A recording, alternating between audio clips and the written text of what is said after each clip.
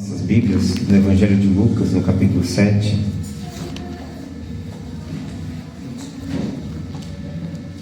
E vamos ler a partir do versículo de número 11. Lucas, capítulo 7, versos de 11, e nós vamos ler do 11 até o 17. Vou estar lendo, que a gente ganhe tempo. Diz assim o texto: E aconteceu que no dia seguinte ele foi à cidade chamada Naim, e com ele iam muitos dos seus discípulos e uma grande multidão. E quando chegou perto da porta da cidade, eis que levavam um defunto, filho único de sua mãe, que era viúva. Com ela ia uma grande multidão da cidade. E vendo-a, o Senhor moveu-se de íntima compaixão por ela e disse-lhe: Não chores. E chegando-se, tocou o caixão, e os que o levavam pararam, e disse: Jovem, a ti te digo, levanta-te. E o defunto assentou-se e começou a falar, e entregou-o à sua mãe. E de todos se apoderou o temor, e glorificavam a Deus, dizendo: Um grande profeta se levantou entre nós, e Deus visitou o seu povo. E correu dele esta fama por toda a Judéia e por toda a terra circunvizinha. Bem, podem sentar-se.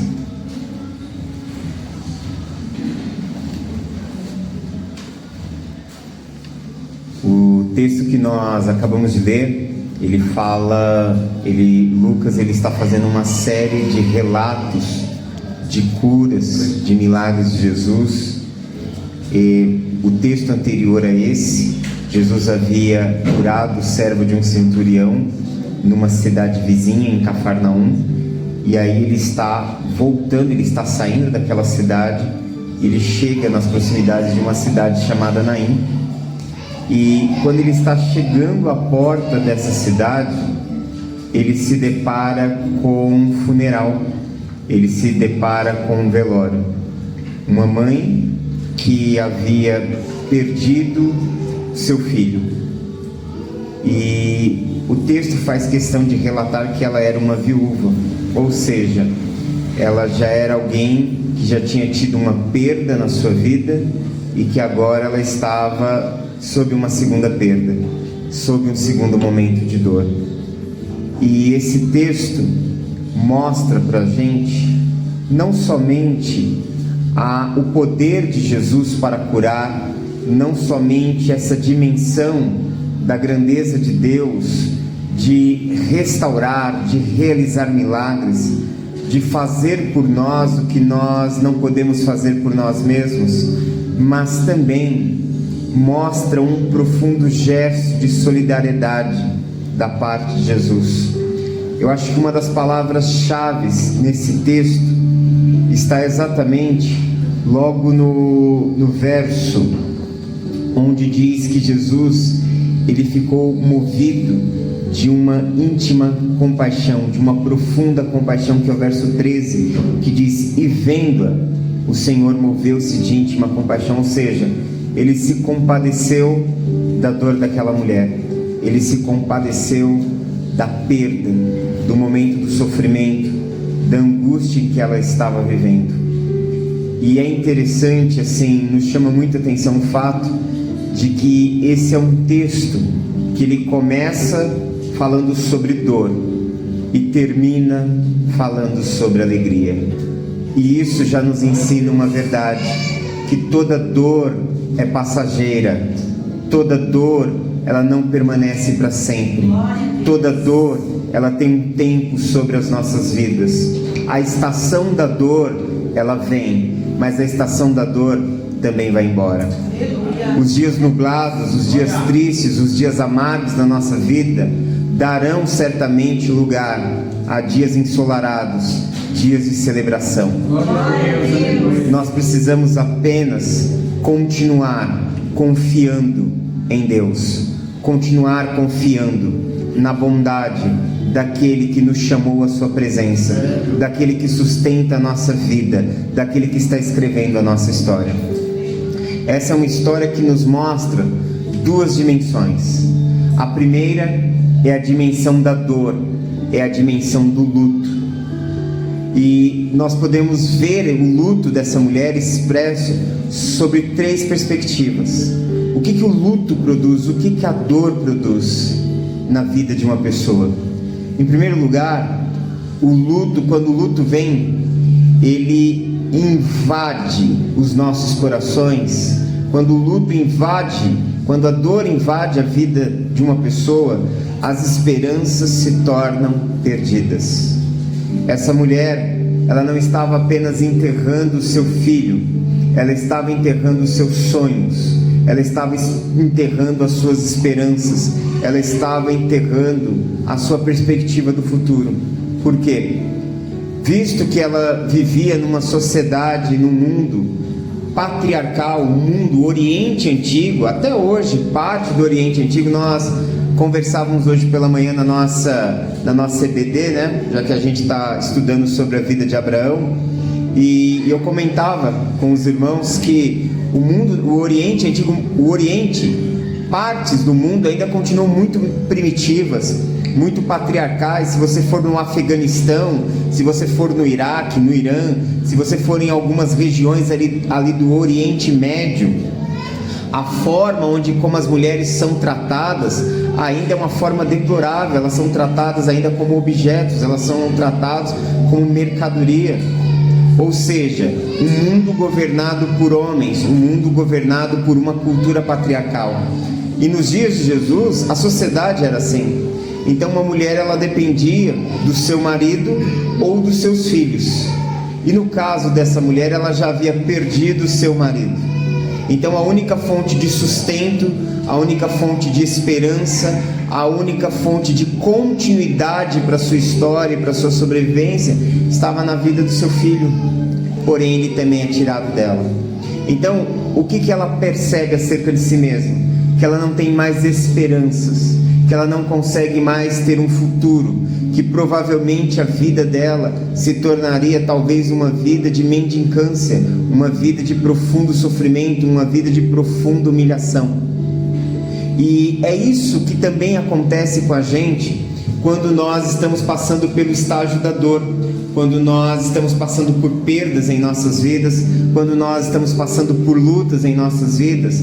Você pode ver que quando as provações chegam, quando os dias difíceis chegam em nossas vidas, nós começamos a ter uma esperança já acerca do futuro. As nossas esperanças sobre o futuro, elas se tornam nubladas, elas se tornam turvas. Nós começamos a desacreditar que um tempo melhor pode vir sobre a nossa vida.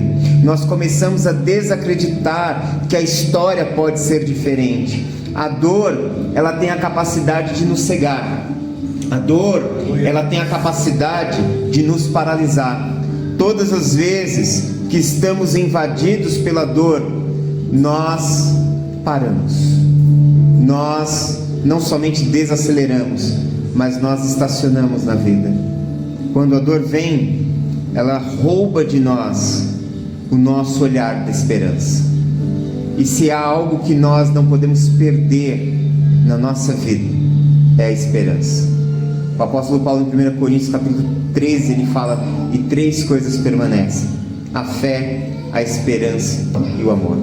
A esperança, ela nos leva, ela é a mola propulsora que nos empurra para continuarmos a nossa jornada. Se você não tiver um olhar que o futuro pode ser muito melhor do que o presente momento da vida, se você não conseguir ter um olhar de que o amanhã poderá trazer novidade, poderá trazer uma nova história, poderá trazer um novo tempo, você não caminhará na direção dele. E todas as pessoas que perderam as esperanças são pessoas que estão estacionadas na vida. E a dor promove isso em nossa consciência, em nossa mente, em nosso coração.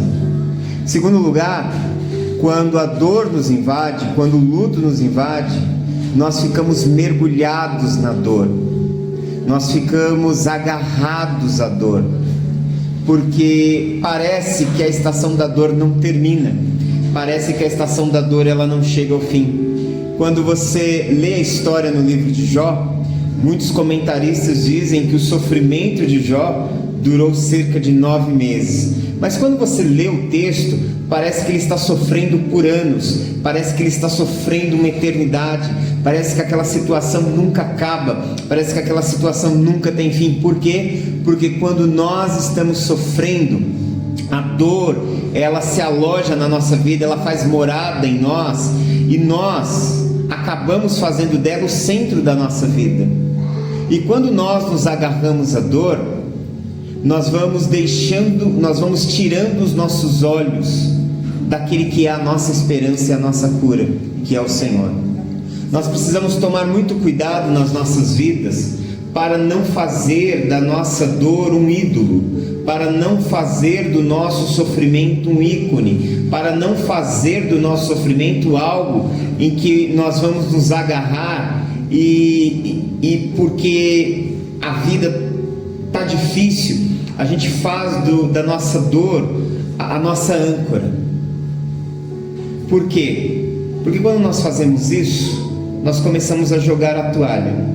Quando nós fazemos isso, nós também começamos a permitir que um sentimento de incredulidade comece sorrateiramente a entrar em nosso coração. Porque se eu não acredito que algo possa mudar, se eu não acredito que uma situação possa ser revertida, se eu permito o meu coração ficar mergulhado no meio do meu sofrimento, eu passo a desacreditar de que Deus é poderoso para fazer infinitamente mais do que eu penso ou do que eu imagino. Eu começo a desacreditar que Deus é poderoso para realizar a sua obra em nossas vidas. Eu começo a desacreditar que Deus é poderoso para mudar a nossa história. Então nós precisamos tomar cuidado. Logicamente que dor, sofrimento é inevitável na vida. Se você está vivo, se você vive nesse mundo caído, que está sendo restaurado pela graça de Deus, se você é gente, se você é ser humano, você sofre. O sofrimento está para a vida igual o dia está para a noite. Ou seja, é algo que vai acontecer, é algo inevitável. Todos nós sofremos, todos nós iremos sofrer, todos nós iremos passar por dias difíceis, todos nós teremos dias de lutos, todos nós teremos dias de perdas. Mas o que nós não podemos perder de vista é que Deus não nos abandona em meio ao sofrimento, que Deus não nos abandona em meio às nossas dores, que Deus não nos abandona em meio ao nosso luto, que Deus não nos abandona em momento nenhum, que em todo momento Ele está ao nosso lado, que o seu cuidado, que a sua presença, que o seu amor, que a sua fidelidade permanecem sempre presentes. O salmista diz: ainda que eu ande pelo vale da sombra da morte, não temerei mal algum. Por quê? Porque tu estás comigo. Ele estará conosco, Ele está sempre conosco, Ele está ao nosso lado. E por isso nós temos a certeza, qual seja a situação que nós possamos estar passando nesse momento, Ele atravessará juntamente conosco. Nós não morreremos no deserto, mas caminharemos para a terra da promessa, para vivermos tudo aquilo que é a vontade dele sobre as nossas vidas. Apenas não permita que a sua dor, não permita que os dias difíceis roubem essa esperança, essa certeza do cuidado de Deus, da graça de Deus. Deus continua sendo o mesmo Pai de amor. Eu sei que é difícil enxergar Deus, enxergar a graça de Deus, enxergar a bondade de Deus quando as coisas começam a dar errado. Mas saibam que Deus não nos abandona em nenhum momento da nossa vida. Em terceiro lugar, quando a dor invade as nossas vidas, somos tomados por um profundo sentimento de solidão. Essa mulher está enlutada, ela perdeu tudo, até mesmo aqueles que estavam juntamente com ela estavam sofrendo a dor dela. O texto começa dizendo, no verso 12: e quando chegou perto da porta da cidade, eis que levavam um defunto, filho único de sua mãe, que era viúva, e com ela ia uma grande multidão na cidade. Essa multidão estava ali, pranteando, sentindo a mesma dor que ela. Mas embora ela estivesse cercada por pessoas, nenhuma daquelas pessoas seriam capazes de acolher o seu coração. Nenhuma daquelas pessoas seriam capazes de alcançar, de preencher o vazio. Por quê? Porque quando nós sofremos, nós nos sentimos sozinhos no meio da multidão. Você pode estar cercado de pessoas que te amam, cercado de pessoas que querem o seu bem, porém, nós nos enxergamos sozinhos, porque nós nos sentimos desolados, nós nos sentimos como se a vida, ela tivesse até mesmo escapando pelos vãos dos nossos dedos. Essa história, ela seria uma das histórias mais trágicas a ser relatadas por Lucas em seu evangelho, porque somente o evangelho de Lucas contém essa história. Mas o que parecia ser um ponto final se torna uma vírgula. Jesus está presente. Jesus está presente no meio da dor dessa mulher. Jesus está presente na hora da tragédia. E o fato de Jesus estar presente revela uma segunda dimensão, que é a dimensão da graça de Deus. Deus em Cristo. Deus veio por meio do seu Filho nos trazer de novo a vida, nos veio levar a viver um tempo de restauração. A primeira dimensão que esse texto nos apresenta é a dimensão do luto e da dor, mas a segunda dimensão que esse texto nos apresenta é a dimensão da graça de Deus. E esse texto começa a nos ensinar que, em primeiro lugar, quando a graça de Deus nos alcança, faz renascer a esperança em nosso coração. Quando a graça de Deus nos alcança, nós começamos a perceber que sempre há um novo início, que sempre há um novo começo, que sempre há a possibilidade de se viver uma nova história.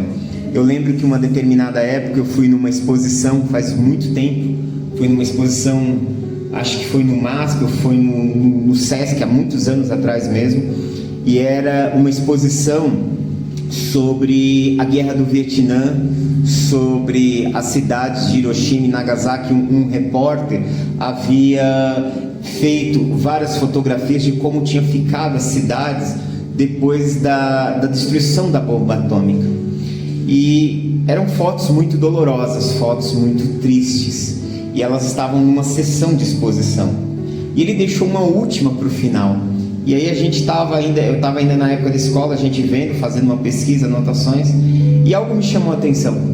Porque quando chegamos na última foto publicada, quando eu cheguei na última foto publicada, depois de toda a tragédia que eu havia visto, ele tirou uma foto de uma imagem de um solo seco, destruído e rachado pelo conteúdo radioativo das bombas, mas ali estava florescendo, nascendo uma flor.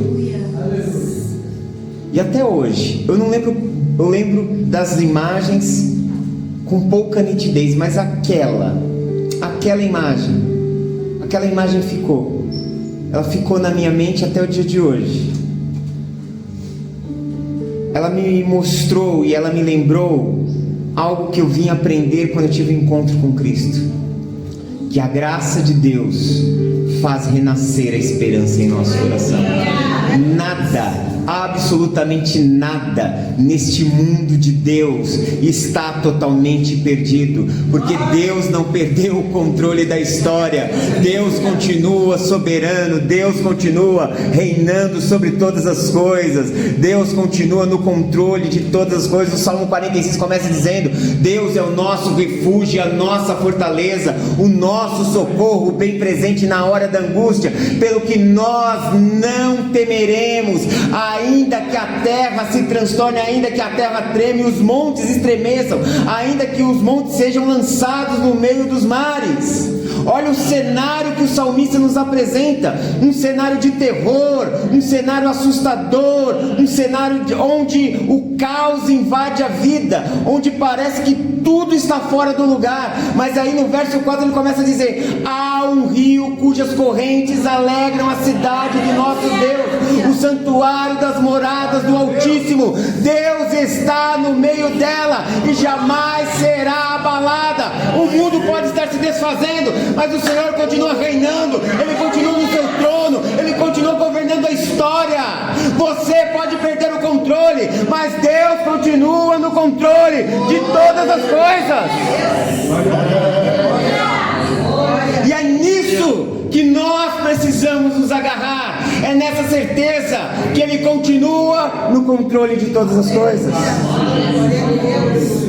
Então a graça de Deus nos leva a esse renascer da esperança. Glória a Deus. Segundo lugar, quando a graça de Deus nos alcança, a dor é transformada em alegria.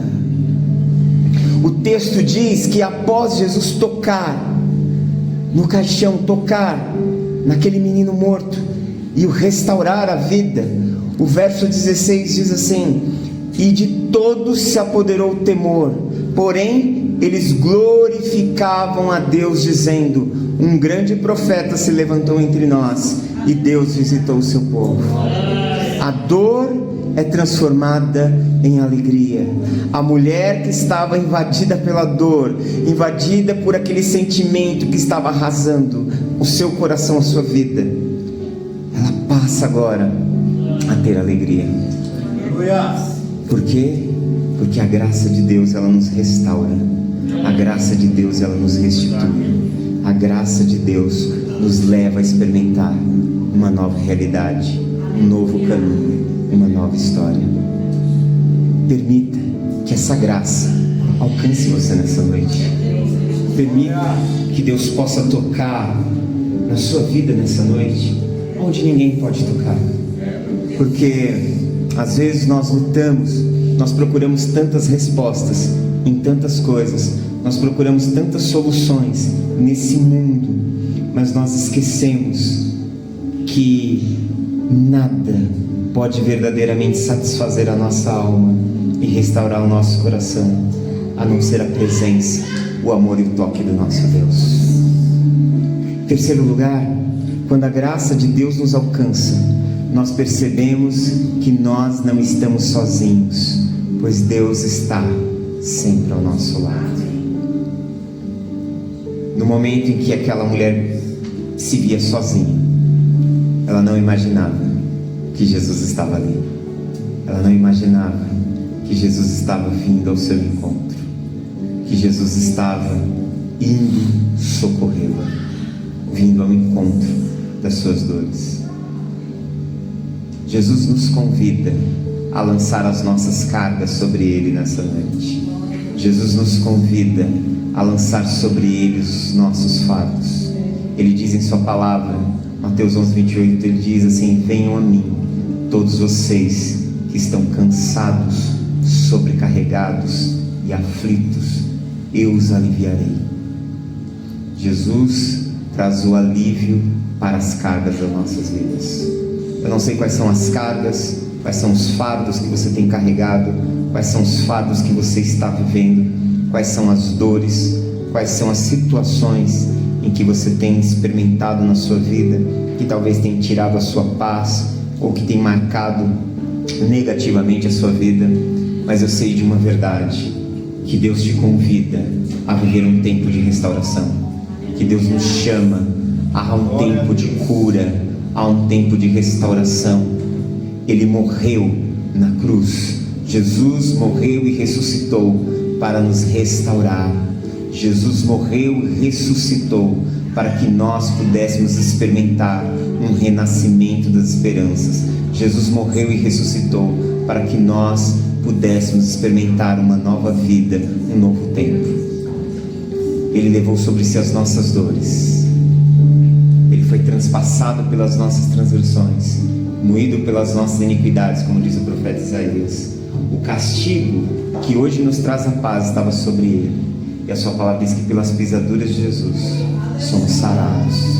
Jesus nos convida à cura. E para concluir essa mensagem, e como este é um culto de missões, nós precisamos entender que Lucas registra isso para a igreja. Lucas escreve para Teófilo e provavelmente para a comunidade que se reunia na casa dele. E esse texto é a palavra de Deus para nós hoje, ou seja, é o texto para a igreja de hoje. Então, por que Lucas registra isso? Não só para mostrar a grandeza de Jesus, a capacidade de Jesus de restaurar a vida, mas esse texto é dado à igreja para nos ensinar a nos solidarizarmos com a dor do outro. A exemplo de Jesus, nós irmos ao encontro daqueles que estão enlutados. Ao exemplo de Jesus, nós irmos ao encontro daqueles que sofrem. Ao exemplo de Jesus, nós estendermos as mãos para consolarmos os aflitos. Porque a missão da igreja é levar vida. A missão da igreja é anunciar o reino de Deus. E o reino de Deus não é somente a pregação do Evangelho. Essa pregação do Evangelho, ela antes de ser um testemunho de palavras, ela precisa ser um testemunho de obras. Ela precisa ser um testemunho de atitudes. Nós vivemos numa sociedade, num tempo, onde as palavras, elas já estão saturadas.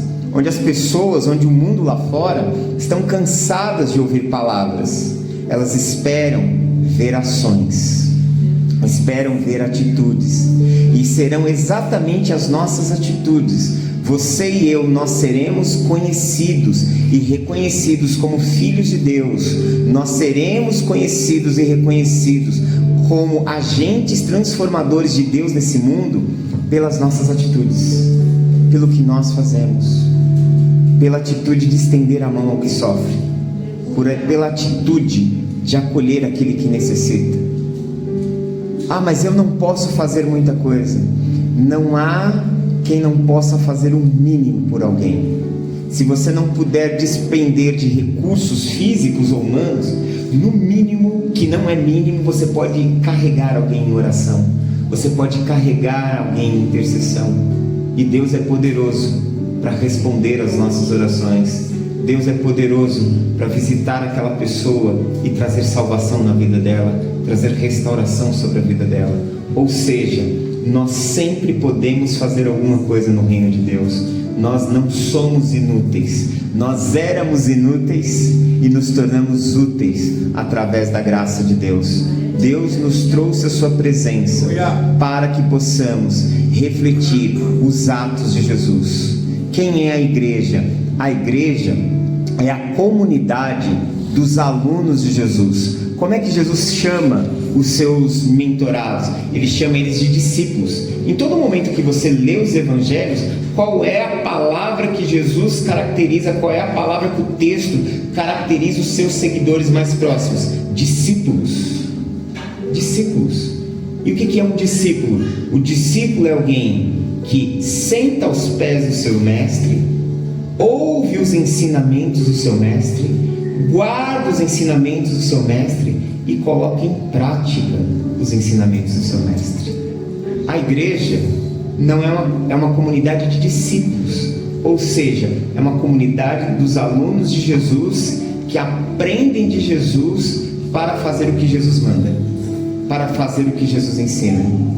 Ou seja, é no seu trabalho, é na sua vida escolar, é nos seus relacionamentos familiares, é no dia a dia que você se torna um instrumento de Deus no mundo.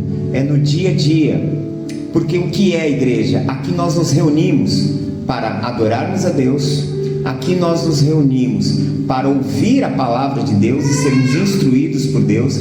Aqui nós nos reunimos para edificar uns aos outros através dos dons que Deus nos concede. Mas a nossa missão começa quando o pastor der a bênção e nós sairmos por essas portas.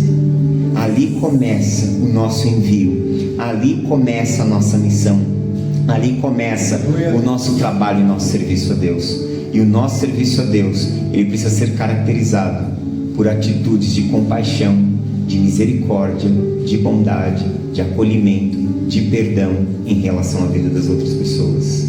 E quando nós começarmos a agir assim em relação à vida das outras pessoas, esse será o testemunho que mostrará a diferença. As pessoas aí fora, elas estão acostumadas com um padrão, com um modo, com um modelo de viver. Quando um discípulo de Jesus encontra essas pessoas, eles mostram com a sua vida, com o seu comportamento, de que um outro estilo de vida é possível, que uma outra vida é possível, que uma nova realidade é possível. Uma vez eu vi um missionário contando, e ele estava num país muçulmano, e ele supostamente viu uma senhora atravessar a rua, uma senhora de idade, e caiu as compras dela, e as pessoas passavam pisando. É assim, ele está falando do Oriente Médio. Eu não lembro se ele estava no Irã, no Iraque, num desses países que hoje estão envolvidos nessa guerra, mas ele falou que as pessoas passavam ali. Ele correu, ele foi, pegou as sacolas dela, ajudou ela a atravessar a rua, levou as sacolas dela até em casa, e ela não entendia o porquê ele fez aquilo para com ela. Primeiro, porque, como eu falei, numa cultura do Oriente Médio, mulheres não têm valor. Segundo, ela não conseguia imaginar porque alguém poderia fazer aquilo por ela. Ou seja, ela nunca viveu um gesto de bondade na vida dela. Ela nunca experimentou um gesto de empatia em relação à vida dela. Esse missionário contou que mais tarde, essa mulher, mesmo numa comunidade muçulmana, veio a fé em Cristo Jesus. E o pilar, a semente que transformou a vida daquela mulher foi o ato de bondade, de generosidade que aquele rapaz tinha tido em relação a ela. Então nós precisamos entender que nós temos muito a oferecer para esse mundo, que nós temos muito a entregar para este mundo, e que nós somos os instrumentos de Deus para que vidas possam ser restauradas. Mediante isso, quero convidar você a curvar a sua cabeça. Eu quero orar por você e com você. Oremos a Deus. Pai, nós te louvamos por tua bondade, por tua graça, pela tua presença em nosso meio, e te pedimos, ó Pai, que o Senhor visite as nossas vidas, visite os nossos corações. Senhor, que aqueles que estão vivendo uma dimensão de luto, de sofrimento, de dor, de perdas, que eles saiam, que eles possam experimentar hoje a nova dimensão, não mais a dimensão da dor, mas a dimensão da graça. Que o Senhor possa alcançar, trazendo cura, trazendo restauração, trazendo vida.